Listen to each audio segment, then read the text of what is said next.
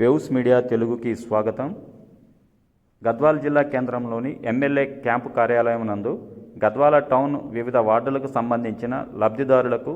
CM సహాయ నిధికి నమోదు చేసుకున్న వారికి సీఎం సహాయ నిధి ద్వారా మంజూరైన చెక్కులను ఎమ్మెల్యే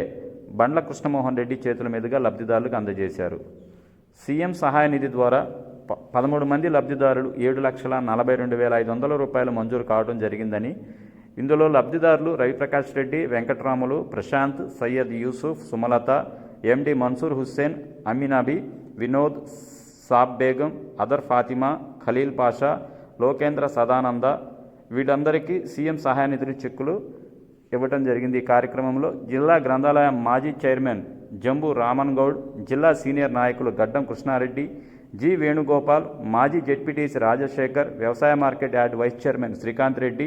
మాజీ మున్సిపల్ వైస్ చైర్మన్ బాబార్, మాజీ కౌన్సిలర్ మురళి, శ్రీను, ముదిరాజ్, నరహరి గౌడ్, రిజ్వాన్, సుదర్శన్, నాగుల యాదవ్, ఆలయం కమిటీ డైరెక్టర్ వెంకటేష్, నాయకులు ఊరుకుందు ధర్మనాయుడు, గంట రమేష్, రామాంజనేయులు, నాగేంద్ర యాదవ్, లక్ష్మణ, ఓంప్రకాష్, ఫయాజ్, వీరేష్, బాలాజీ, పాషా, రాజు, నాయకులు, కార్యకర్తలు, యూత్ సభ్యులు తదితరులు పాల్గొన్నారు.